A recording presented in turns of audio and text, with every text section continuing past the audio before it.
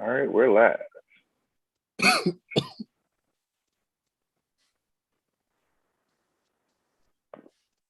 All right. Welcome everybody to a new episode of FIYAFilmz. I'm your host, okay, the guy, the deity, the mogul. I'm here with some really, really good friends of mine. But let's start with some messaging, please. If you're seeing this video, we need you to subscribe on YouTube, leave a comment, also leave a like. Also, if you're on Apple Podcasts, leave a review, leave a 5-star rating. Now, go catch our other shows that we have on the label. You know, we got Smoke and Fire, we got Bonfire, we got Chronic Comics, we got Puffco Politics. We have a lot of shows coming.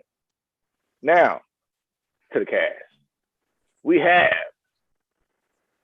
Sith Lord. He's mobile right now. I don't know if you can hear him. Yo, yo, yo. We also have C Jizzle live from Liberty Sizzle. Puffco Poppy. What are we puffing on today? You restocked, didn't you? What up, man? I did restock. I got some crumpets. We got some crumpets. An indica, dry sif rosin from Blue River Terps, and then we also got some more THCA. I know it looks like crack cocaine, but it's not. It is just some high-powered THC, and it is awesome. That's a new one. It is awesome. Crumpets. Never heard that term. Yeah, it's a great title. Probably tastes British. But last but not least, certainly not least, we have Nick at Night Sniper at least. Yo. It's your boy. And we have assembled to talk some shit. Now, today we are talking about the recent Marvel developments that has happened, such as What If Episode 3 and the new Spider-Man trailer. Now, let's start with What If, because I think we're going to burn through that one. How did y'all like the episode? It was cool, man. It was it was a good episode. I mean, it was essentially Hank Pym kills the Marvel Universe, right? Like, it was, I wish they used somebody different, but I mean, it was a cool little spin on it. I thought that was creative. Still not as risky as, back to CJ always saying they're not going hard enough, but it was still fun. I agree, man. Like, I think it's been solid so far. All 3 episodes, honestly, like they've all been good. Like, but like to me, something. It's still missing that It's still in that Marvel safe zone of like 7 to 8 overall. Everything is solid, but nothing is like that 9 to 10. You know what I'm saying? Like really cranking the envelope. I thought this had some moments, but I think my main criticism of this episode would be that the twist reveal at the end, the Hank Pym, like I said, being Yellow Jacket or whatever, wasn't really set up because we didn't know that Hope Van Dyne was a SHIELD agent. Like all that came in like 2 minutes left in the fourth quarter, and then they dropped all the answers to the whodunit. So it kind of like didn't make sense, but it was still fun. It was fun enough and cool enough just to, it definitely is setting up the future What If episode when Ant-Man jumps up Thanos' butthole and ends in game, basically. They're just setting us up for that with that Hulk reveal, with the Hulk moment that they pulled out from the Incredible Hulk movie, which is cool. And I think the animation style is still getting used to it, but it's cool. Like I still don't hate the animation style, but it's still something that's lacking in this show for me. It's not like top tier, but it's like I'm enjoying it every week. Like every week is solid. I didn't hate it. Just like y'all were saying with Hank Pym, I don't feel like he was that much of a developed character in the MCU itself to like have that type of role. Like, you know what I'm saying? Like the whole Black Panther, T'Challa being Star-Lord, like those are 2 like, widely known MCU characters versus like Hank Pym. And then I didn't get the whole Loki thing at the end, and that was kind of like whatever, I guess. Bringing back Captain Marvel and Captain America was kind of weird too, but hey, it is what it is. I agree. I didn't like that because it happened at the end, so there wasn't really nothing. Like, they showed it. Are they going to go back to that? Is next episode going to be a continuation of that? Like, yeah, I have a theory that I think if they do another season, they're going to pick up from some of these episodes from What If. They're definitely universe building because, it ended. I agree with both of you guys. It ended awkwardly. like where it was just kind of like it just kind of ends with Loki and the new Avengers, and it's kind of like, yeah, this is clearly like a part one of something. Same thing with the Peggy Carter coming into the future. I feel like we're gonna get Yeah. her version of what the Avengers. I think you can keep going with it, T'Challa as Star-Lord. So yeah, it seems like some of these what if universes will continue and be revisited.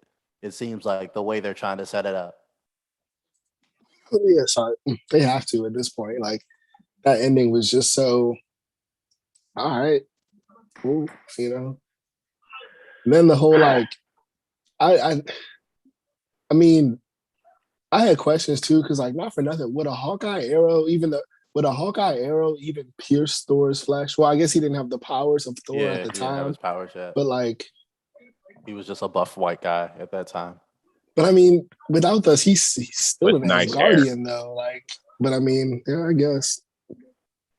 Well, he didn't have his Asgardian powers, as he got specially banished by Odin for being a dickhead. So that's Yeah, remember Yeah, this that's is the true. beginning of the Thor movie, so he definitely Yeah, didn't that's have true. anything. He didn't have the powers of Mjolnir, and he got banished by Odin. And Odin was like, "Yeah, son, peace out, and I'm taking your Aesir powers." Like, yeah, Odin mad now. Son got murdered for no reason. Dre in the chat, what's good, Dre, our unlicensed co-host? He says, I feel bad that Marvel is letting y'all down with this series so far. I wouldn't say they're letting us down, I'm not like gonna you say it's a said, because I'm letdown. satisfied every week. I'm not coming out disappointed, but I'm also just like, It's just too safe, I just feel like bro. I feel like they could do more. I feel like they're just leaving But something on the table. They're leaving If yards y'all on the was table. if y'all was gonna do anybody kills the Marvel universe, why not just do Deadpool? Why we have to get Hank Pym? I here's thought the all the Hank things Pym I was, didn't like about that. yeah, I thought the All Hank right, Pym thing was cool, but like KB saying, it just wasn't fully earned. It just kind of came out of nowhere. It was just like it was Hank exactly. Pym, but why Yeah. though? Because it would make a cool episode. But why in universe? Like But it didn't make why? sense. Still why? Yeah. Yeah. The things that I didn't like about the episode was one, Hank Pym's disheveled eyebrows. I didn't like the fact that they blew the Hulk up and there was no blood. Like he just turned into green mist. We're on Disney Plus, man. We on Disney Plus. They can't go that hard. But if you go, I was surprised they went as hard as they did with the way they killed the Hulk, because like it ain't easy to kill the Hulk. I think that is the issue that I have with some Marvel properties is that Disney doesn't want to go too hard on some, like, and this is bearing off a little bit of just what if, but like Disney wants every movie to have subtle humor, and it's like some of this shit ain't funny, bro. Like Disney just wants like, and that's what separates Disney from DC. I feel even though DC makes ridiculously worse movies, DC makes dark movies. Like superheroes live dark lives but if they were in real life. Captain Britain in the first episode, she killed like 30 people. Like she blew a tank. It was implied. Like, yeah, but it was jokes in between that, like Nick was saying. They but she still got bodies. Like she was killing people and enjoying. You know what I'm saying? It made her look more psychopathic because she's killing people and it's like, oh man, my powers are so cool. Look at me, like punches a guy in the chest with a titanium shield with the strength of a truck. The Nazis, it doesn't count. Like sure, you just broke homie's rib cage, like or chest cavity. I mean, yeah, like it's not the. I mean, don't get me wrong. Yes, it's Nazi, so their deaths, congratulations. But like, could you imagine murdering like 10 people and just being like, "Oh man, I'm awesome!" Like you said, that's standard superhero fare. It's just the tone wise, that's how they play it in Marvel. Everything has to have that light, kind of jokey tone to it in between, and it's like, yeah, like DC, like you can say what you want about DC making bad movies, but when they make a great movie, they make better movies than Marvel. Their best movies are better than Marvel's best movies. And Marvel has just like remarkable consistency. Like all their movies are good, but none of them are like, oh, this is 10 out of 10. This was a masterpiece, or this is like life changing for me. It's just like, no, I had fun with it. Like most Marvel movies, I'll walk out and be like, oh, that was cool. I had fun with it. Like DC, when like they miss a lot, and when they miss, they crashed that plane. They've crashed a bunch of. They got a graveyard of crashed planes. But they take at the risks, same time, the ones that landed, they landed dang smooth. Like Joker and the Suicide Squad, I think are top tier movies, and then they crashed the rest of them. Dre said DC, Titans been lit. CJ, he said Titans. Jesus Christ, Dre. Titans been lit. Get him, CJ. I've only seen the first episode of this season of Titans, and I've been trying to give it a chance, but I swear to God, that episode was trash. And I don't want to get into spoilers. I mean, I can because I don't care about the show, but I'm not going to do that to anyone who might be interested. But like, basically, all they did was write out the show, the characters that they clearly had no business trying to even use because they don't have the rights to use. So like certain characters, some major villains, like the most major villain in like, Batman and stuff, where they casted Sir Jorah Mormont in some of the worst casting in all of TV history to make Sir Jorah Mormont, British Khaleesi, thirsty man, to be Batman. That was, I can't. I'm gonna try to catch up on Titans, but they totally tried to do Red Hood, and it's totally unearned. Like they can't even barely use the Joker. So how are you gonna do Red Hood? There ain't no Lazarus Pit. There ain't no. They're just like, Speaking of, did you peep the new DC comic where like Robin's bisexual? That's like, yeah, I saw that. Tim Drake has always had like some bisexual energy, honestly, like for real. Yeah, but they just like confirmed it. Like, yeah, Robin's. But my point is, why not just make him full blown gay? Because he's been in a long established relationship with Stephanie Brown. Like that's his main like love interest. So like that would like his main love interest has been a woman, even though he's always had some creepy vibe. No, I wouldn't say creepy, but he's had some over the top vibes, a little bit more than friendship, it seems like, for Superboy, where he's like, I can't live without you. It's like, dang, bro, thought we just homies. I mean, Tim Drake's still my favorite Robin. I mean, I don't think that's like a retcon that is like gonna make or break the character not at in all. any way. Like I honestly care very little about it. I saw the news that it made, but it's just like, yeah, I just thought it was so random. To me, it was like, not for nothing. Again, this is off topic. You remember when like J.K. Rowling announced that Dumbledore is bi or gay or whatever? It was like so random. Like, what does that actually do for the plot here? Yeah, like, and that's kind of my point. I think we're agreeing because it's like I feel like it has no bearing on the stories right now, and unless they they incorporate that. But right now, it's just like it seems like I don't care.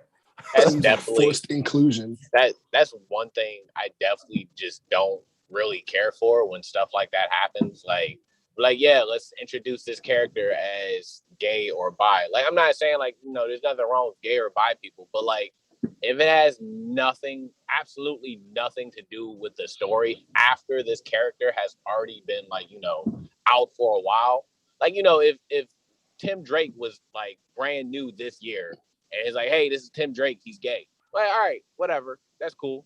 Do you 2021? Whatever floats your boat. But it's like this character has been around for a while, then all of a sudden, yeah, he's gay now, and I'm just like, okay, what am I supposed to do with this information? Yeah. Like, right. Is this going to benefit him? I don't know. I mean, hey, if y'all want to cancel me for saying that, I mean, go for it, I guess. Cancel culture is obviously canceling everyone, but it just seems like a waste of time. That's like them coming out of nowhere and being like, hey, y'all, just so you know, Cyborg straight. It's like, oh, okay. Yeah. Hey guys, just so you know, Rogue Keys upside down. Like what? Why do I care? Well, they shoehorn them. They shoehorn it in there for inclusion purposes, but whatever. To each his own. But Dre in the chat says the ha guy clown thing villain isn't actually present. I guess he was talking about the Red Hood situation, and he says, CJ, you're wrong about the Red Hood thing. You got to keep watching, bruh. You got to indulge. You got to dig in, CJ. I've seen enough to know that it's not earned on like how he became Red Hood. Maybe like the details might be, but like I saw the first episode, I saw like the whole Joker situation, even though they can't really use the Joker situations. That was super awkward. To be like, oh, Jason Todd gets his iconic death via crowbar beating, but it wasn't iconic. It was really clunkily done because they couldn't really show the Joker. So it's like an off-screen stunt actor in clown makeup, like beating him with a crowbar for a stupid, unearned.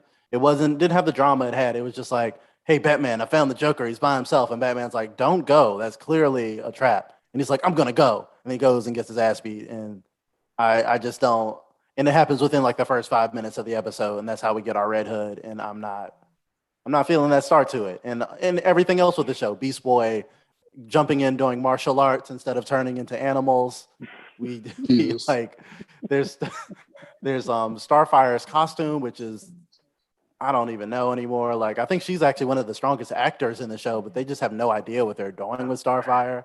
I mean, I'm only one episode in. I am going to give it a rest of the. I'm going to keep watching it, even if it's just a bonfire it later, or to maybe it turns around. I want this show to be good because every once in a while there's pockets of something very promising about the show. You know what I'm saying? Like it's not all garbage, but you got to sift through a lot of trash, in my opinion. Like I don't think it's a good show, and I still think it's misfiring. But let's see. Maybe maybe they prove me wrong, and it totally gets really entertaining. Well, Dre says the Joker thing was trash for sure, but the rest is actually more interesting. So I guess you gotta, you know what I'm saying, sit through it, suffer through it. You know what I'm saying? A little short Jason Todd action, a little short guy, a little 5'2" Jason Todd. Yeah, I hate, man. I'm just not a fan of this version of the Titans. But like, once I finish the Bad Batch, I'm on the last episode of the Bad Batch, and then I'll catch up on Titans. And everybody keeps asking me to watch One Piece, but I just don't. I have commitment issues. That's a lot of episodes. My man was like, "Yeah, I'm in this show," and I'm like, "Yeah, me people be like 400 episodes in. It's great," and I'm just like, that just turned me off right there. You just said you 400 episodes, bro. You like halfway through it. Now, CJ, I'm a person who has caught up, and it's great. It's like the greatest. And I know I'm an anime child, but I do think it's like one of the greatest animes I've ever watched. It has to be going on forever. I mean, One Piece is definitely good. It has moments that again, it has so many moments that is just like you get really attached to One Piece characters. It's been so long, obviously, but like you get really attached. You grow up with them niggas, like, literally. You watch 1,000 episodes of something, you're like, yo, this is my guy. This is my man. So I like this character. I like that character. The villains all have unique and interesting personalities. But that's not what we're here for. Yeah. Does that mean this episode was trash? Because we just talked about DC and anime. No. It wasn't that. It was more like a comparison by, again, Marvel they never gonna do you wrong, bro. 7s, 8s, sometimes a 9. Yeah. The high end, you might get a 9 every once in a while. Yeah, it's just the fact that this episode, the ending was kind of random, and the Hank Pym was, while cool, also a little random. The Hulk explosion thing was just like also cool, but like again, if somebody explodes, they're exploding. Like especially somebody as big as the Hulk. Where's the gore? Yeah. I also see your point that was made in like the group chat earlier this week that like the Hulk, that seemed a little easy to kill the Hulk. Like, that seemed like a little bit easy when the Hulk's current book is literally called The Immortal Hulk and is centered around how he cannot die. Like it just should have been just being able to like explode his heart was just seemed like, oh, that was pretty simple. Yeah, also, my bad. Also, the fact that how was Loki keeping up with Hank Pym while fighting, and Natasha wasn't? Like, Natasha got bodied in the library, and I'm like, what is this, like an invisible man? Like, once they said Hope, it clicked for me. I was like, oh, they must be talking about Hope Van Dyne, and then maybe this has something to do with Ghost. That's what I was thinking, and then it's like, oh, it's Hank, and I'm like, oh. Yeah, I mean, at the end of the day, Loki's a 1,000-year-old Asgardian warrior. You should have bodied that man. Loki has like super strength and whatnot, even though it doesn't appear to be like that in his show because of the random fight scenes with rando peoples. But like Loki is still Asgardian, still giving him like stronger than an old man in Pym Tech. Although, I thought it was also weird how easily he bodied Black Widow. It was like he just got tiny and beat the dog mess out of her. I was like, I feel like she would have did better than that. Like even if she was small or been able to get away. But okay. He just seemed like OP. Like evil Hank Pym was like way more powerful than he should have been. It's like, how strong are Pym particles? Like, what can he do? Like he's out here just wiping the Avengers out here. Like right. Just getting them up out of here. But that's when I knew that Loki was the fuck is that nigga name? Damn, I'm drawing a blank. Nick Fury, because he was actually like punching an ant like midair, like just fucking an ant. I'm like, Nick Fury can't do that. That's when I knew that he was Loki. But Dre in the chat says, I'm not a fan of Tom Holland, Peter Parker, but I still try to watch for something. What if episode 3 was a good 7 until they revealed that Hank Pym was the killer? Yeah, the Hank Pym reveal was kind of like, who asked for this? Who asked for Hank Pym? Like, I was like, okay, well, it feels like the writers' room was like, oh, let's imagine some cool ways Hank Pym could kill the Avengers, and then they made the episode premise after that. Because like all the kills were cool and those ideas, but it's just like, why Hank Pym? Again, like at the beginning, we were like, but why him though? It didn't make sense. An unnecessary evil. Like they have so many other characters in the MCU, and they just like, yeah, it's gonna be Hank. Like what? Like really? Old. It's not even that it was Hank to me. It's for the reason that he did it too, where it's just like, oh yeah, my daughter got killed on a SHIELD mission, and now I'm gonna kill all the Avengers. Like what? It doesn't even make sense. That's, what does that got and to not for do? nothing. And shout outs to all the the veterans and their families and everything like that. But that's literally like somebody saying, yeah, my dad died fighting for this country, so I'm gonna destroy it. Like what? Yeah, that was some Sasuke logic. Like the village, my brother was trying to protect the village, so now I will destroy the village. Like what? I don't think you understood what the assignment was, my G. This is the opposite of what they were trying to accomplish. Yeah. This is Sasuke logic. I'm going to destroy the Leaf Village, but no, I want to become Hokage of the Leaf Village now. No, I want to destroy it again. No, I want to kill Naruto. Like that's Sasuke. That's Sasuke fucking logic. Dre says, what if this episode is anticlimactic? Yeah. But the one thing that I do like this show for is the fan service that we do get. Like, if you actually watched all the 22 movies or whatever, you're going to see little nods to all the old movies. Like, for example, the Hulk. Like, they actually made that canon. I mean, not canon, this is fucking what if. But, when they was, like, up there in that little glass bridge thing, that was from the first movie. Yeah, I mean, not from the first movie, but the Incredible Edward Norton Hulk. I was like, yeah, that's a good touch. And they used Edward Norton's face and put Mark Ruffalo's voice in him. Like, that was kind of weird to me.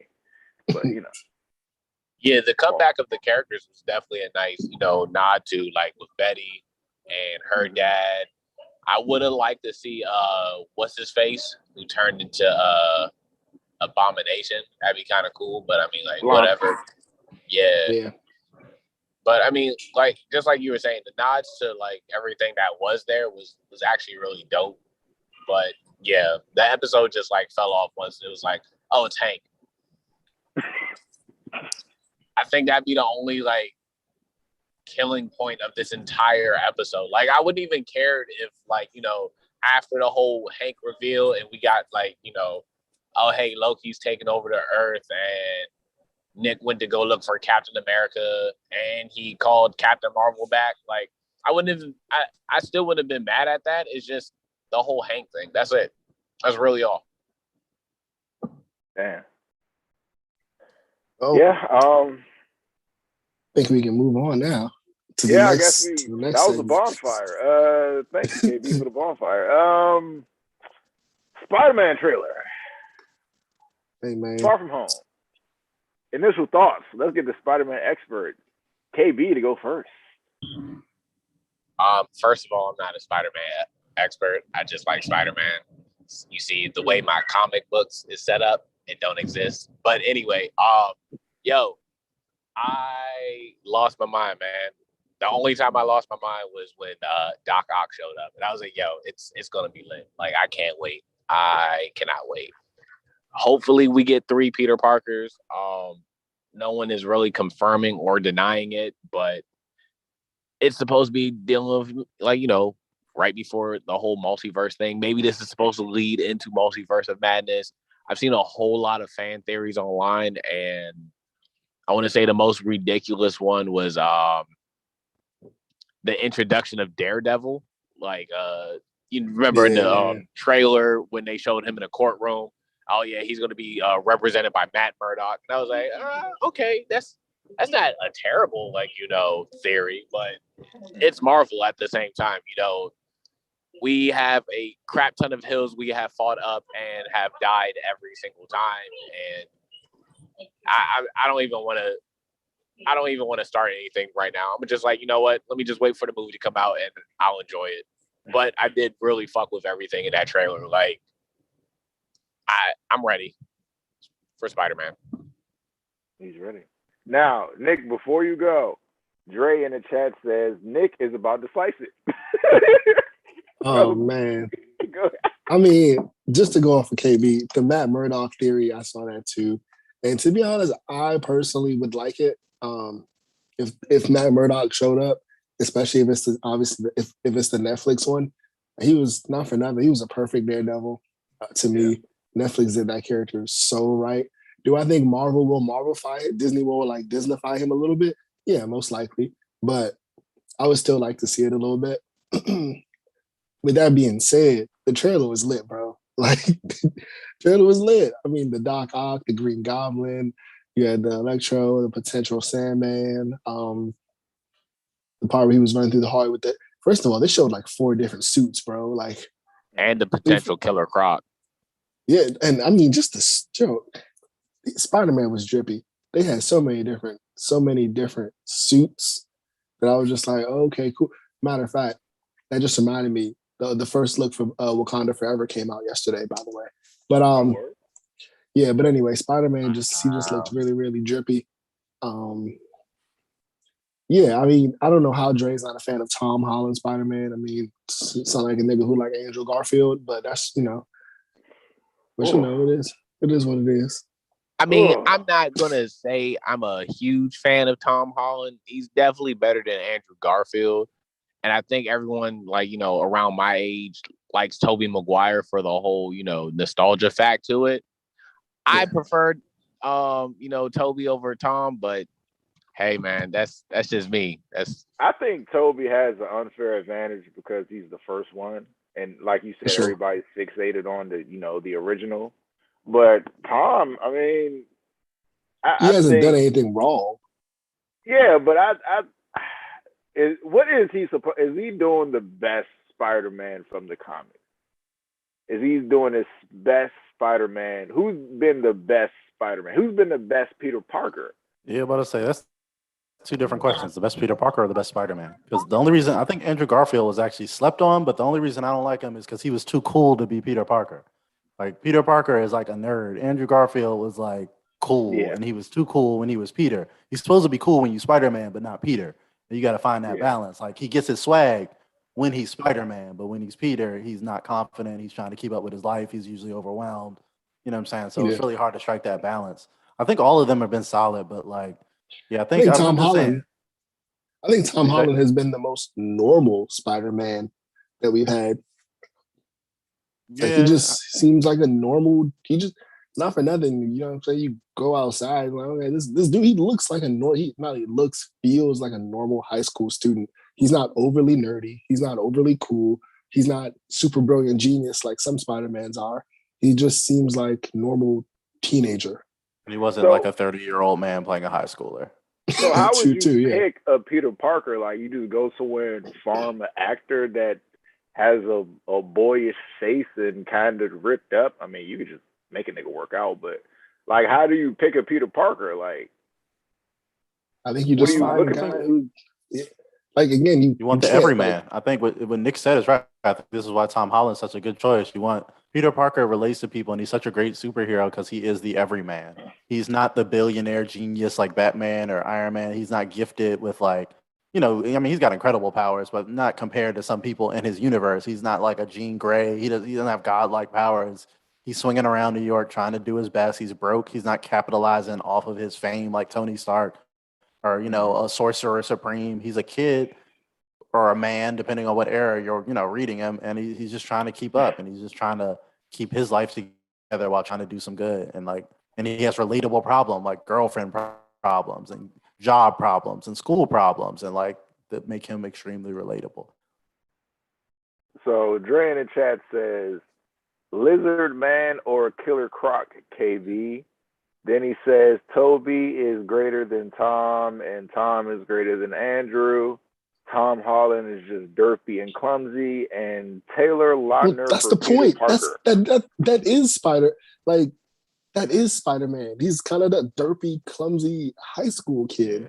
That's literally saying that literally just says, oh yeah, you just explained Spider-Man's character. Yeah, Dre, you just sound like you just hate Tom Holland. That's all that is. Like, I think that's all it is. He is in the middle. So middle ranking. Tom Holland's in the middle ranking. He's not the top or the bottom. He's the middle. I mean, he's middle of the pack.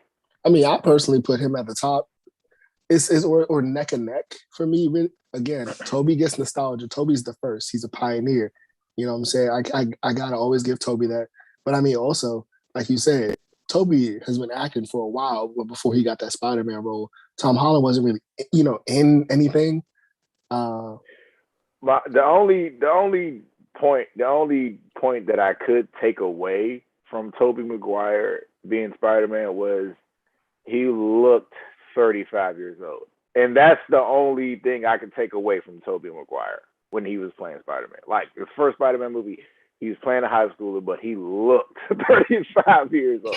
That's the only thing I take away from him. Everything else. I don't got no problems with Tobey Maguire. I think he was an excellent Spider-Man, but I also think that Tom Holland Spider-Man fits the current generation for Spider-Man. Yeah, that's definitely what it is. It's, Toby came out back when Marvel was kind of not Marvel. When superhero movies were still like, not huge as they are right now. Like the terrible acting, just everything cringy. That's what that was. And I mean, and he did what he could with that role, like minus the monstrosity that is Spider-Man 3. But other than that, I mean, 2 was really 2 is the best one out of, I don't care what anyone says. Spider-Man 2 is probably the best Spider-Man movie out of all the live actions. Notice I'm saying out of all the live actions. Because the whatchamacallit, Enter the Spider-Verse, that's hands down the best Spider-Man movie. But yeah, Spider-Man 2 definitely was great for what it was. And then I don't know, man. Like I said, I mean, everybody's saying, Toby is just straight up nostalgia. That's all he gets for that. I don't know. I got to push back on one thing though. Like, my hot take is Spider-Man 3 is not as bad as people remember it. Spider-Man 3 is not good. Too. I was about to say it. It wasn't. They definitely ruined the Venom part. If you take the Venom storyline out of that movie, and you can get over that the new Goblin was not the Hobgoblin, and it was kind of stupid that he was like flying around on a surfboard for revenge, then like there's some good stuff. The Sandman stuff was all good in that movie.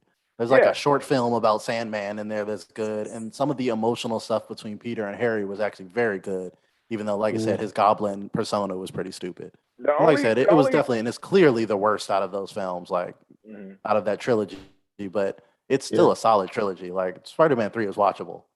The only bad thing about Spider-Man 3 is they shoved too much shit into it. Like Iron Man 3. Like, I tried to put everything in here. Why is Venom in this movie? We have Sandman.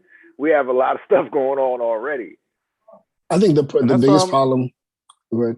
No, I said that was kind of my concern for this movie. I'm cautiously optimistic, but I have some concern because one, again, trying to cram all the aspects into this movie. The multiverse, there seems to be a lot of Doctor Strange in this, but also they're pulling, and if they pull this off, this is going to be GOAT tier stuff. But they're pulling from One More Day, and I'm one of those fans that absolutely hates that storyline, and I'm not the only one. It is a large contingent of Spider-Man fans that think One More Day is the worst Spider-Man story. So if they're choosing to adapt from this and they somehow turn this into a great movie, I agree. That will be a feat unlike anything. It'll get 2 extra full points on the review for me if they really do One More Day. Although I'm tired of Mephisto fan theories, and they just reawoke all the Mephisto fan theories because Mephisto is the villain of that comic book, and he is the one that Peter makes the deal with the devil with. So they erase the memory of everyone knowing his identity. He makes that deal with Mephisto, and Mephisto takes his marriage to Mary Jane, which a lot of people are fans of, myself included, because it was like the one win Peter had in his life. Like he's shitty, he's broke, he's always persecuted. People hate Spider-Man. He's a menace, but he's got his hot supermodel wife that loves him. He's always fucked up. Neville took that away from him. And it kind of just was regressive for the character. It sent him back to a status quo we have already seen. It was frustrating to take Peter back to a point where no one knew. It was just regressive. It was a really dumb storyline. And it's something that seems like Peter wouldn't do, make a deal with the literal devil. Spider-Man seems to have higher moral contingencies in that. But so the fact they're pulling from One More Day is a bold choice, especially after WandaVision and everyone was on their Mephisto theory crafting. And I just hope it doesn't get too confused or crowded. You know, if we get all the Spider-Man, if we get all these villains, we get Jamie Foxx or William Dafoe, who better have his do-rag on. If he ain't got the do-rag on, So I was gonna say Spider-Man 2, like that joint was gold. Like Spider-Man 2 was fire. Just straight up. Spider-Man 2 was just fire. And I will say that Spider-Man 3 might suffer from the same thing that this movie tries to potentially to suffer from. Trying to pack too much shit into one movie. Too many villains, too many plots and subplots and different things going on at one time, and all of them not done to the best of their ability. I'm interested. And then, I'm 100% interested. I mean, they sound like they looks like they should include more Spidey men in this, or Spider-Mans, whatever. You got the whole. I am annoyed with the whole Mephisto thing because at this point, I'm pretty sure they're just not going to give us Mephisto. So, but I mean, maybe this is their way of saying like we're not giving you Mephisto. Or Doctor Strange did it. No Mephisto. But now the theory is that Doctor Strange is possessed by Mephisto or being controlled by Mephisto. Because Mephisto. Doctor Strange is wildly irresponsible. I mean, that's kind of established, but that seems like over the top even for him to do a spell that would break the multiverse to help out a high school kid. Doctor Strange and Tony are the same. His ego is challenged. Yeah, he's magical Tony Stark. Yeah, they're the same dude. Yeah, his ego is challenged. So because you said I shouldn't and or can't do it because it's, you know what I'm saying? Now I got to do it. Like his ego is challenged. Like I said, this man got his powers from texting and driving. So like I wouldn't put it past CJ. me. Just that type of spell. I don't want anybody to remember me. Like the margin of error alone for him to go to Doctor Strange and Doctor Strange is accepted, like, okay, let's do it. Like that's kind of, like you said, irresponsible and kind of uncharacteristic for him to be so smart to be like, okay, let's just do this for this little fucking kid who just wants to, you know what I'm saying? But, you know. But I mean, he was such a stickler for the rules, he wouldn't even tell Tony Stark how to beat Thanos. He's like, I seen the answer, but I can't tell you. You got to die later. What? I mean, you got to save us all and totally not die. And like, you know what I'm saying? Like, Doctor Strange is like, under no circumstances can anyone use the time stone to help anything. Like, he seemed like an asshole who was following the rules. And now all of a sudden he's just like, yeah, I'll do this universe-breaking spell for you, kid, because your life has been inconvenienced. I think he just did it because blah reasons. It's like he said I can't, but I can. And also like, yeah, cool, I'll do you a favor. We saved the world together. I can do you this one thing. And at the time, had Peter not messed it up, it might not have been as difficult. Yeah, but at the same time, I need more into that too. It's like, does him talking or walking into the spell mess it up? It just seems like I want to say like the Mephisto thing actually made more sense. Kind of does now. I mean, based on the trailer, I feel like there's just more, and we should get another trailer in November. So definitely, got to see more. Yeah, you can't. I mean, base it all in one trailer, and I don't want them to give up too much in the trailer. I think they showed you just enough. They set up the premise of the movie in the first half of the trailer, and then the second half they just enough. Well, all we needed was Doc Ock. As you guys said, that's the best Spider-Man movie. He's the most iconic Spider-Man, villain from the movies outside of William Dafoe. And we got a pumpkin bomb in there too. So they was like, we got you, you know what I'm saying? So just teasing those two alone. And they made it very specific that that's a Raimi pumpkin bomb. That's a pumpkin bomb from Spider-Man 1. So like we know that's not like a new design or anything. And it is, so we're getting at least a nod to William Dafoe. He's probably in the movie. Like I said, they're just trying to keep tight-lipped about who's actually in the movie. And at some point, I feel like we're gonna get some multiple Spider-Man. So even if it's a quick cameo or just a final battle, I mean, I feel like if we're getting Alfred Molina, then we got to get Tobey Maguire. Like I What don't y'all think. add? Go ahead. The last thing I was going to say is two things that I would like to see out of this. If in fact that they recast it for Green Goblin, that's fine and all, as long as like, you know, that Green Goblin persona voice will be William Dafoe. And secondly, what would also make the movie would give me like what would make me give this movie +5, like no matter how bad it was, the introduction of Miles. Like I feel like at this point in time, Miles definitely needs to be introduced into the MCU, especially with that whole clip with Aaron Davis back, like, you know, in the first Spider-Man film with Tom Holland. I would like to see that for once. Like that, I feel like it needs to happen, especially if we're about to have 3 Spider-Men in this one movie. Then I mean, hey, one more can't hurt. You know what I'm saying? That is the only thing I want to say.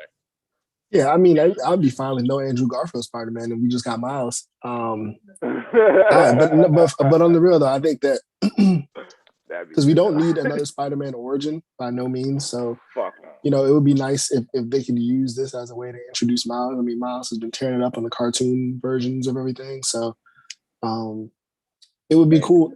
And I would also like it to be a Miles that like has a degree of understanding and control of his powers. I don't want to see another like new Miles again, where he's trying to like figure everything out, because Miles is Spider-Man 2.0. Like he's got upgraded abilities to everything Spider-Man has. So let's just see a Miles who can like come out and scrap.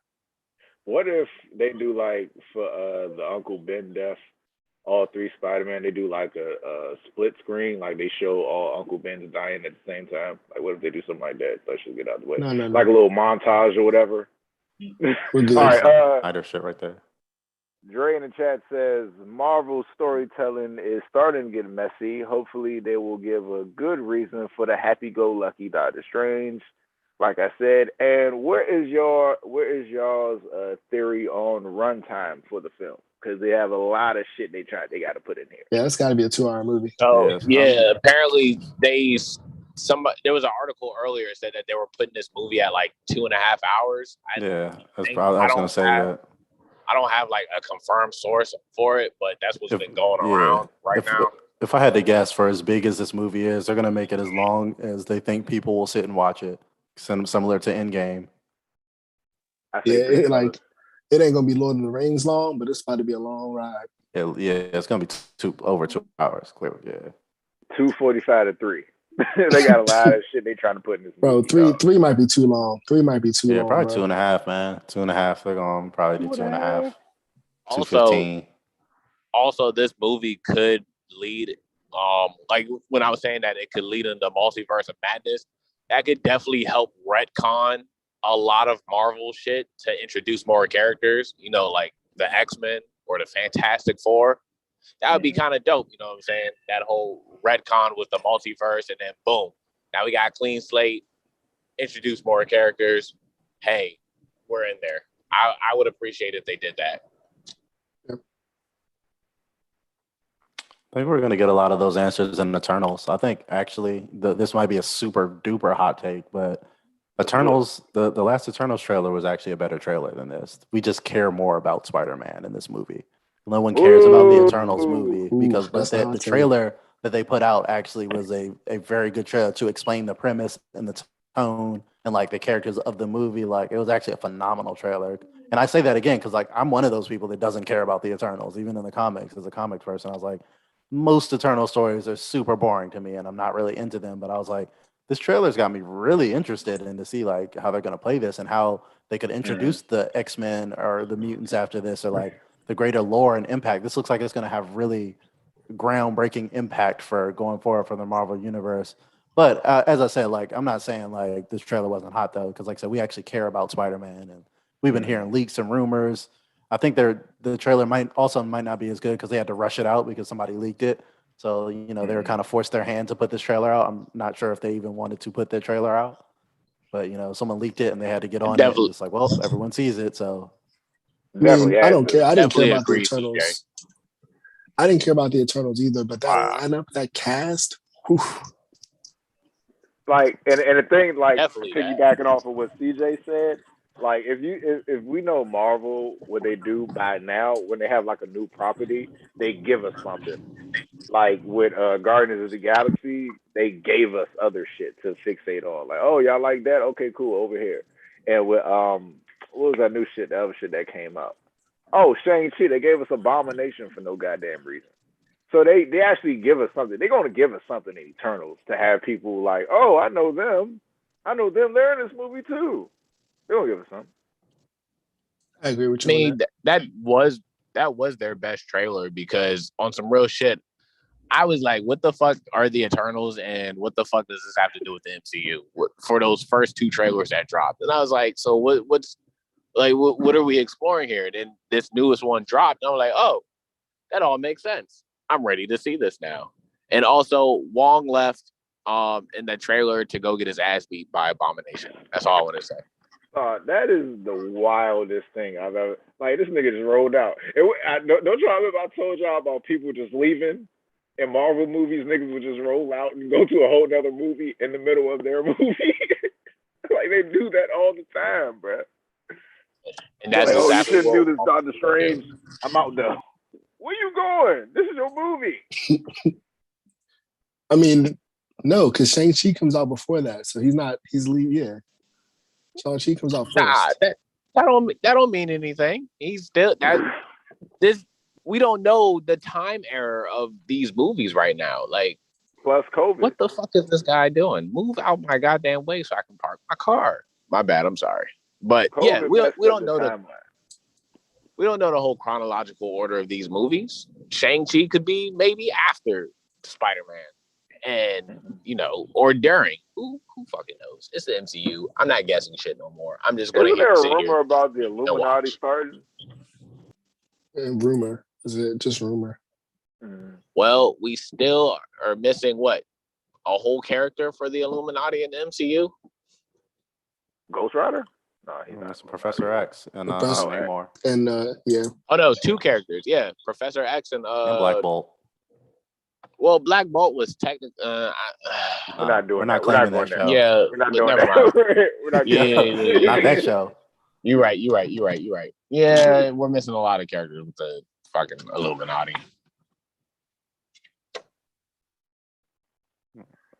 Illuminati. It's a good storyline though. They really should do that. That was one of my favorite eras of like the Avengers, where they were just scheming assholes, basically the Illuminati, because none of those characters are good people, and that kind of highlighted where you never thought about it before. Like, oh, Reed Richards is an asshole. Like, oh, Professor X is like not a good dude. Like, oh, like Captain America was the only one like with moral value there, and he left because he's like, oh, you guys suck. I don't like you guys anymore. You're not good people. I'm leaving. So then we got the Dark America, a good guy.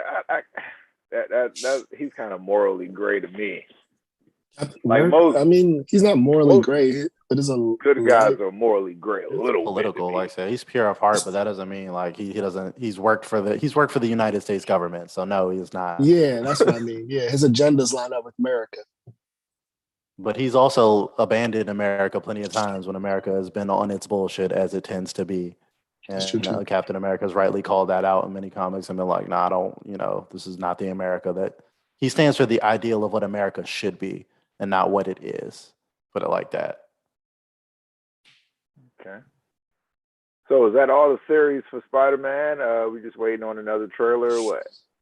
Yep, that's it, man. Yeah, I'm pretty good on Spider-Man. Yeah, like I'm excited. Most of this was rumored, so I wish I didn't hear these rumors and news and leaks all the time. But like, I'm down. I'm down to see some multiversal Spider-Man shenanigans. Basically, a Spider-Man Doctor Strange team up movie. Sign me up. So where would y'all rank What If on the excitement factor? C plus. Yeah, I think he's spot on. Honestly, C plus. Like it's solid. Maybe it's almost in B territory. I was gonna say compared to all the other shows before this one, like Loki and C plus. At the moment, I'm ranking them all the episodes individually because I don't think all the stories are connected. But I would say I C plus except for episode 2, which is higher. Yeah, I thought that was the best one so far. For sentimental value, that also gave episode 2 a much better rating because, right, yeah. like, you know, the story by itself, I'd give it like a B plus, but with, you know, Chadwick and all that, still reprising the role, even though, you know, he passed, R.I.P. Chadwick. That's a solid A, man. Yeah, I mean, B, whether you go with B plus or A, it's the best episode they've had so far. It's the most complete episode. Yeah.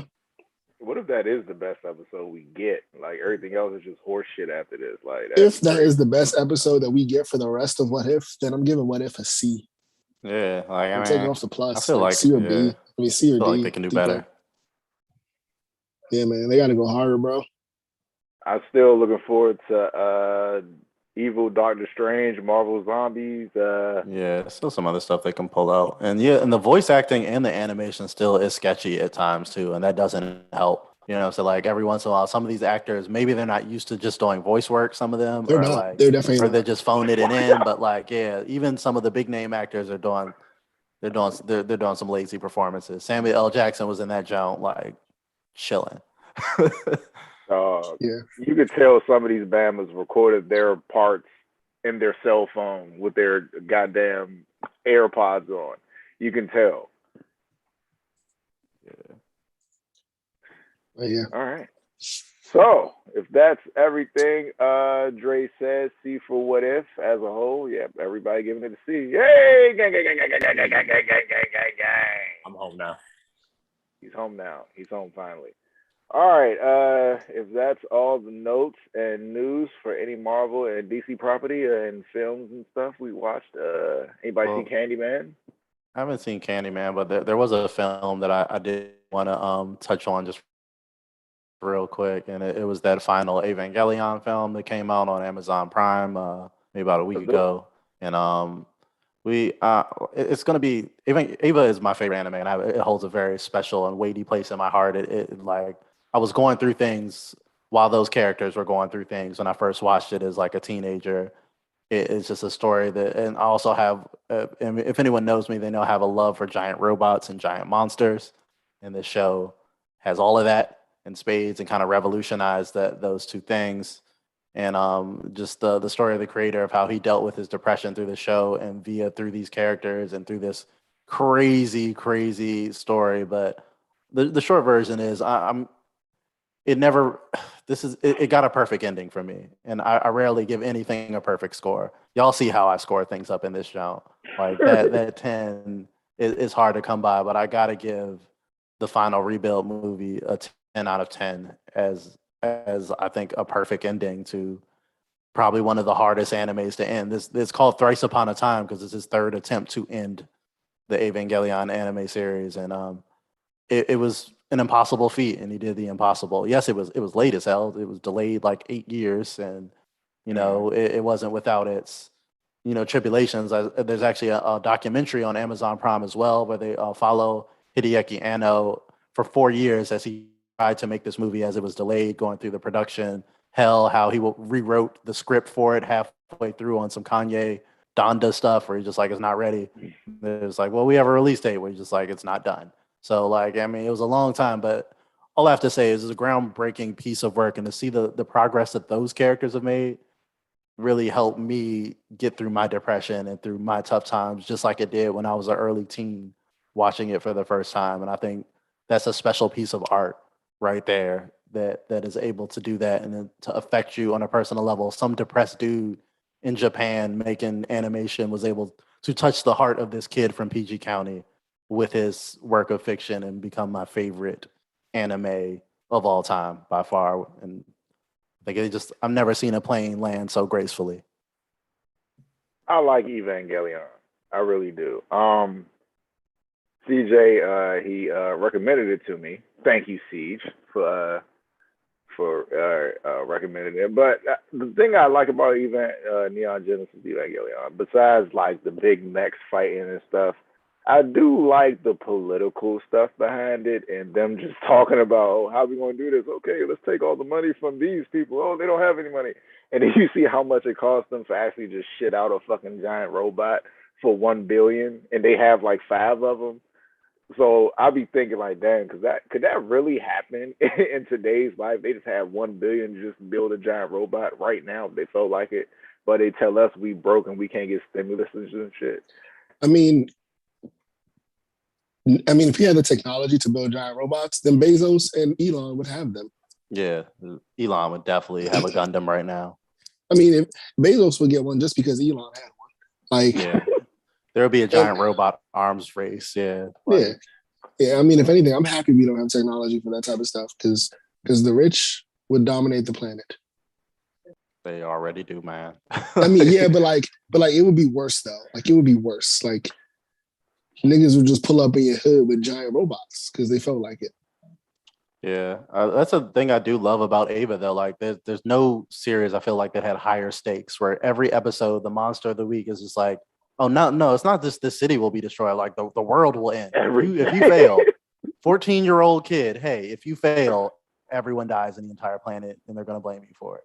So go get in this robot and go fight this horrible nightmare fuel monster. I can understand why Shinji had so many emotional problems, but he was so insufferable, dog. Like I basically had to stop watching. I'm like, dog, I can't listen to this nigga complain no more and whine and stuff. I couldn't do it, dog. Like he's like the biggest whiner I've ever seen in anime.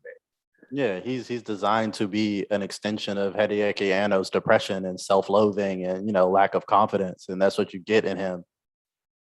And it is annoying. I don't want to hear no slander about Deku until somebody watches Neon Genesis Evangelion. So the whole thing of like Shinji getting in the robot is like a thing on t-shirts at this point, where it's just like, bro, just get in the robot. Like, I know it's traumatic. I know it's stressful. I know you don't want to do it, but you're the only one that can do it, and the world will end if you don't. So, bro, just get in the robot. I don't want to hear you cry about it. I know this is cruel, but like, either do it or don't do it, bro. But what do you say, KD? There's still Deku slander. No. All right, boys, I gotta drop. My phone's on 1%. Dang. All right, man. Living on the edge. Right. You laugh at the Deku slander. No Deku slander, Nick. Oh man. All right, boys. All right. How far did you get into Ava? I finished the series, then I watched the Dre says the all real mech suit stuff. But I finished the 95 series, then I watched the timeline review video that KB sent me. And then I started watching the 222 movie. The 222, not the first one, because I knew that was going to be the same jump, but with a different ending.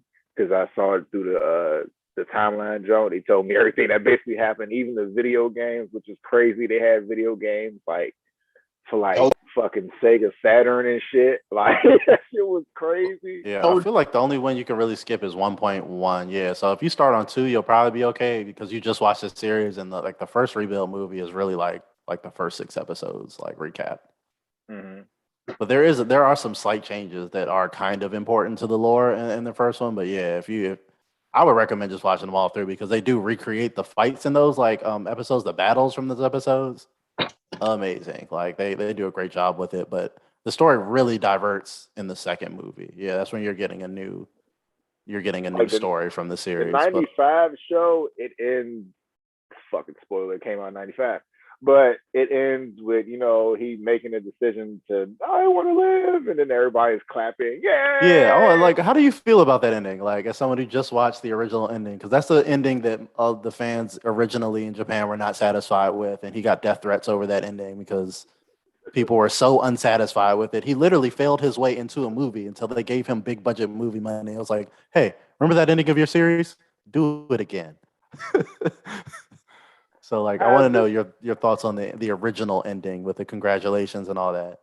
My thoughts on the original ending with that was, like I said, like, I watched the timeline video before I watched episode 26. So I knew what was going to happen, and I knew what else was going to happen because of the alternate ending. And I was like, why the fuck would y'all, like, why is this ending like this? And I could tell why they changed it because, people didn't like it. So I could tell why they changed it. But I was like, okay, Shinji. I mean, like, okay, like you wanted to save Shorty.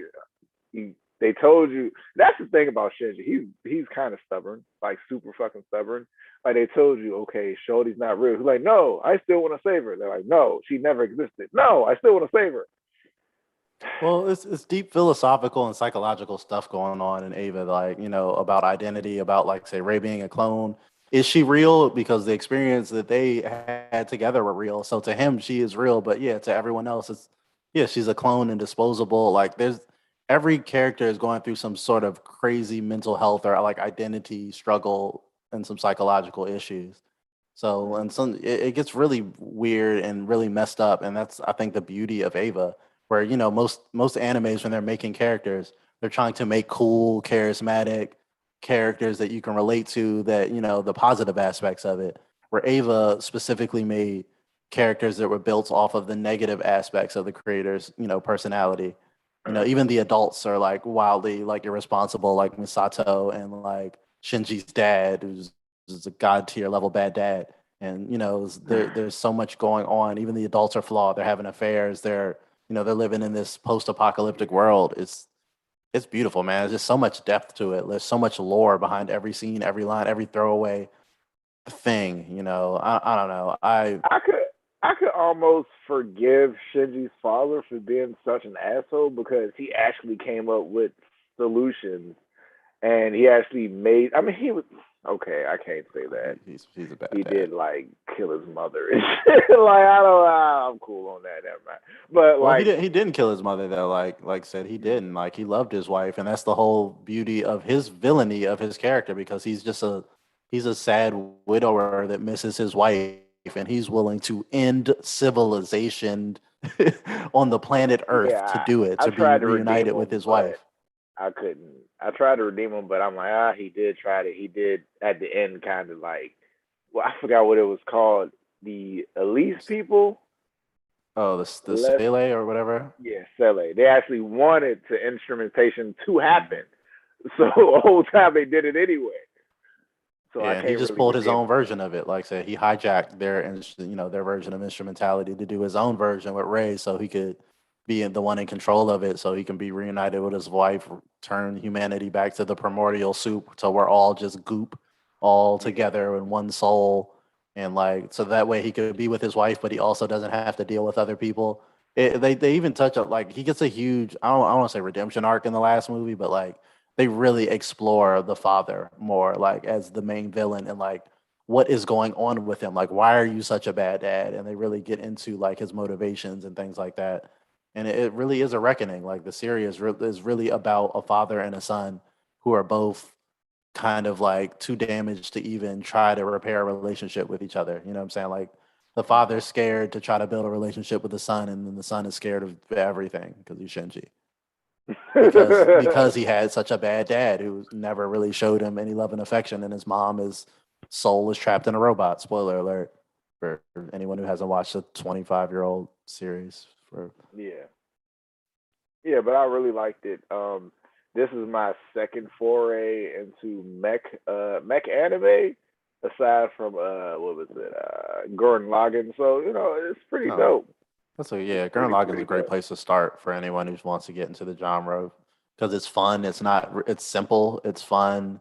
It's over the top. Like it's great. Gurren Lagann is great, and yeah, like I said, if you want to do like a more light, like I wouldn't say any Gundam show is lighthearted except maybe G Gundam, which isn't like one of my favorites, but Gundam is always solid. There's a bunch of flavors to go there. Whatever your flavor of war story, Gundam has got you covered if you really want to get political and see Hmm. some stylish, brutal, violent robot battles. But yeah, it's a great place to start. Ava is like the master class. That's top tier difficulty in the mech genre. Like if you're trying to go deep in some lore, if you're trying to have to study psychology of Freud, and then have to do research on angels and actually religious themes, and try to keep up with all that. That's Ava. Like Ava, you could teach a college course on, but like Gurren Lagann is like more of like it's just fun, and there's nothing wrong with Yeah. just being fun and inspirational and like over the top.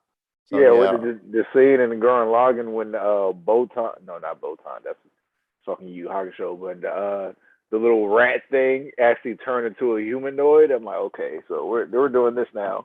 All right, the show's about to end. I see what we're doing. We're running out the clip. and also I saw somebody say that in one of the group chats, but Eureka 7 is kind of a slept on mech show too. I thought Eureka 7 was or Eureka 7, however it is said in there, was a really solid series actually. I think they had some great characters, the great character work and character design and mech design. Very good. It was very Ava inspired, clearly, but like the first episode is like a homage to Ava. Like it's like the exact same thing happened. So it's like you can tell it's very much inspired by Ava. But maybe that's why I like it. It's got its own feel, its own tone. Like I said, I really love the character design work in Eureka 7.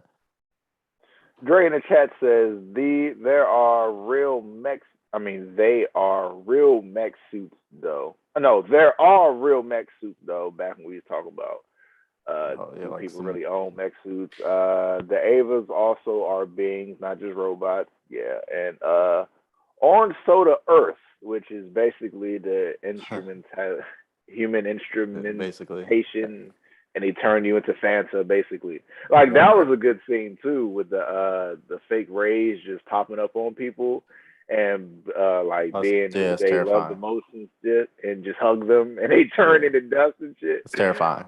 That That's was dope. completely terrifying. Like think, bro, if the world is ending and you see that, like Ava is just got some terrifying imagery.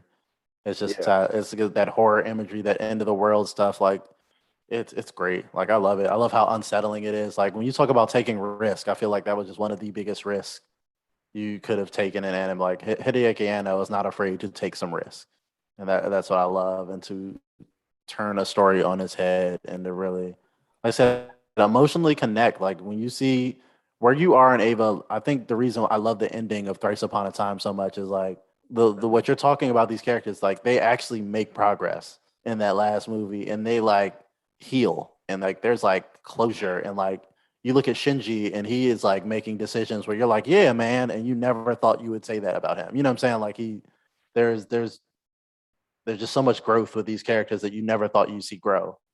And it kind of shows you that's how life is sometimes. You're stuck in a place for a long time, but eventually like even Shinji's got to grow up. Even Shinji's going to have to like mature and like get his shit together and like start being an adult. It's even character development when he choked Shorty out, because you basically been talking shit to this nigga for 26 episodes and 4 movies. So he kind of, you know what I'm saying? That's character development, because he was like shrimpish and it was just take it. But, you know, he rose up at the end after the earth went to shit, basically. And I do like shows that actually, like, the bad thing, the worst thing in the world that we don't want to happen. I like shows where it actually happens, like the Infinite Tsukuyomi and the Rumbling in Attack on Titan. Like, I actually want y'all to do that. Show me what happens after that. You know, show me what happens to the world when the thing that you don't want to happen happens, and how y'all prepare for it. KB, what are you cooking? Taking an egg and cheese sandwich at 11 o'clock at night. Yes. I can eat breakfast food at any time, bro. Don't judge me. No. So how do you feel about Eva, man? You got me into Eva too. So how do you feel about Eva and Galeon? Honestly, close to what CJ was saying. It's not my all-time favorite anime. It's definitely up there because that is, like he said, it is a masterpiece. I'm not trying to do a whole lot right now. I'm trying to, you know, because it's probably gonna be loud. But yeah, I mean, y'all really did hit all the points about, you know, Shinji, the Evas itself, how you get your worldly catastrophes finally going on into an anime. But it's solid. I still need to see this last movie on Amazon Prime because it's the only one I haven't seen. I myself saw actually saw that timeline I sent you first. Then I watched Evangelion like as a whole, including like all the movies. I was like, wow, I see and I accept and I like it and I'm here for it. I'd give it an A. Like, in all honesty, like Evangelion is definitely great. I'd have to give it an A2. I don't have any gripes about it besides Shinji complaining. Like that's the only thing I could complain about. Yeah, I think the only thing you could have took away from it before was it didn't really have like the two endings that it got were like unsatisfying for different reasons. You know what I'm saying? Like the first one was just production value. Like they clearly just ran out of money and they were just like, we got to make a creative ending to the TV series with like $7. And like they did what they had to do. And then the end of Evangelion, they had a ton of money and it was a great movie. It's considered an anime masterpiece of a movie, and it is. But like as Hook said, like the ending is super dark. It's like the worst thing happened, and the girl that has been emotionally abusing you is the last person you're stuck on the planet with, and the girl that you just like kind of basically sexually like harass as jerking off over her comatose body. Like you two are the last people left in a world where there's nothing left. Like you're just gonna wake I up. was actually looking for that part. When did it happen? When did it happen in the movie? He did that. That was the end of Evangelion. It's the first scene. Asuka is in the hospital and he's like begging her for help. And he's like, help, help. And he's like trying to shake her to wake her up. And he pulls her shirt open and her like titties pop out. And he's just like, and no one else is in the room. And then he just like faps it. And then like, that's like the first scene to open your movie. Hey, and it that's just, the one thing. And it indirectly links to that last scene. That's why the voice actress for Asuka says like, the first thing she says is something along the lines of like, you disgust me, when she comes out of instrumentality.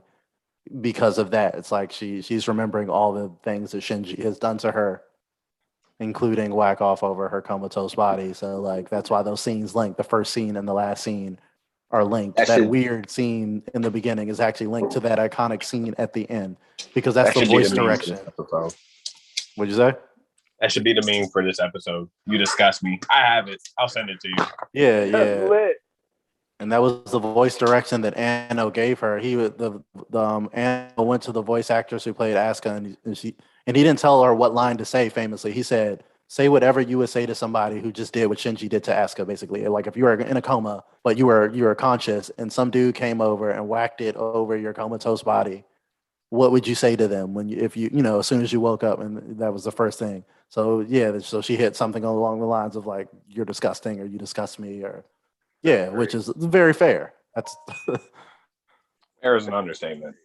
Yeah, beyond fair. Yeah. So, like I said, the ending, the controversy to that ending is not only is it super dark, but it's not really satisfying to the character. Like all the characters don't learn anything, and they don't really end up in a better place. No one ends up in a better place. The world is over, and Shinji is ruined everything. Devil, basically.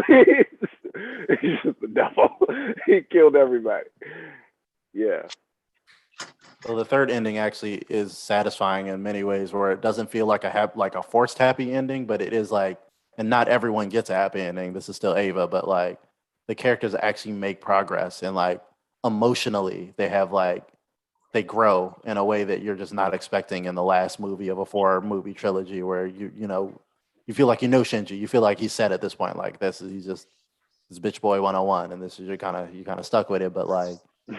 There's so much progress made with all the kids, man, and it's astounding how natural it is. Like the first hour of the movie is like a Studio Ghibli movie almost. Like it's almost no action. It's very slice of life, but they really, I love the way they paced it and set it up as like a short film about very light. The first hour of this movie is slow as hell, but beyond the opening action scene, which has been released like years ago before the movie was delayed, but.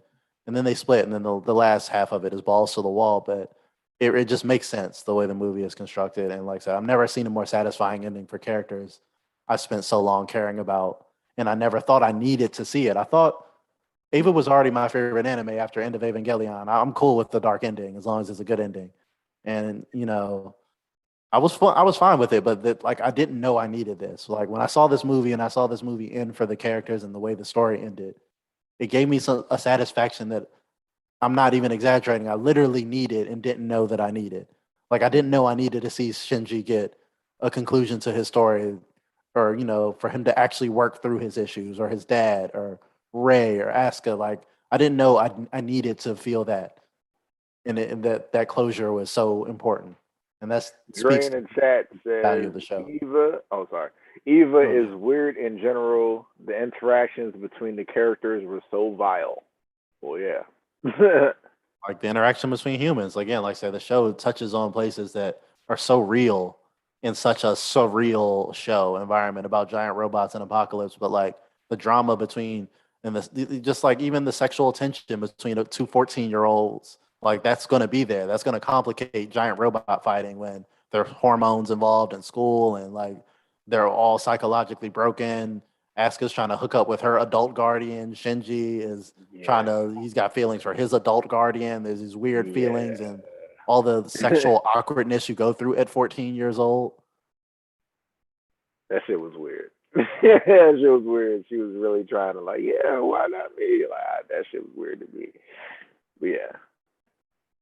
All right. I can go on forever. We can do like an extended review on another episode, but I just wanted to give out one of my rare 10 out of 10s. I don't remember the last time I gave one out to anything. You gave it to X-Men Apocalypse. Remember when we did X-Men Apocalypse? You gave it to X-Men. Look at it. Don't make that face. 0 out of 10. Like, don't get me started on that, man. Like we're gonna do these X-Men. We're supposed to do that Dark Phoenix movie. Get a bottle of whiskey and Don't do that. Bonfire that jump. Don't do that, Hook. Hey man, that'd be lit, man. All right, is that everything, fellas? Yeah, I think we good. Sure. All right, thank you for joining us on a new episode of FIYAFilmz. Like I said earlier, make sure you subscribe, comment, leave a like. If you're on Apple Podcasts, leave a review, leave a comment, 5 stars. That's how you help our algorithms. Thank you for joining us. I am LK, the guy, the deity, the mogul, the Shogun and 01. I have been here with Nick at Night, Sniper Elite, C Jizzle, Laugh Liberty Sizzle, and Sith Lord, aka Funko Pop Poppy with the bacon, egg, and cheese sandwich. Hey! Oh, he's going to find a Funko. Oh, hold on. A Funko. Uh-oh. You know what? We have a Funko review, everybody. We have a Funko review. We got. It's just going to be Miles Morales. It's regular old Miles Morales. Regular old Miles Morales. I want him Get him in the MCU. Yep, I want him in the MCU. That's what I need. He's going to be in Spider-Man. He's going to be a new Spider-Man. That's my theory. I feel like the hottest take, the greatest home run they could make with the Spider-Man movie is to kill Peter Parker at the end and introduce Miles Morales going forward. They do that, I'll give it a 10 out of 10. Let's do it. You know how many people will be in the theaters bawling their eyes out for Tom Holland dying? Like, oh my God, he died. He never dude, just like Ultimate Spider-Man comic, shocked the all world. Little kids gonna be like, oh no, like you don't know shit about fucking Spider-Man. Shut up, little kid. I cried when I read Ultimate Spider-Man and like that Spider-Man died. It was heroic. It was amazing. Give Tom Holland a great death. Give him a heroic death. Give him the death that he got in that comic, honestly, where he dies fighting the Sinister Six, protecting his friends like a G. Right. Oh, Dre in the chat says, shout out to the Cortland Experiment. They killed their show. Big props to CJ. I appreciate that, man. Everybody that came out, everybody that tuned in virtually, like I love it and appreciate you guys. Like we're back and we got more stuff coming. So don't you worry about that, man. But yeah, it was a great return. Shout out to Crescendo Studios, SNRG Music, KC and ENT, Whiskey, all the artists like Uncle Mary, all the dope bands that play with us and artists that share the stage with us. It was a great time. Hey man, good job, man. Good job. All right. Thank you for joining us. Tell someone you love them, gang. Gang. Good job, fellas. Thanks. Stab time. What you was doing? What? That's why I didn't know if you wanted me on. You said what? I thought you was doing the other joint tonight. Weren't you doing tonight? We could have, but I kind of wanted to get a girl on for that. Could have asked me. I could have asked Shelby. You could have asked me. I could have had Shelby on. Well, oh shit, this shit still live.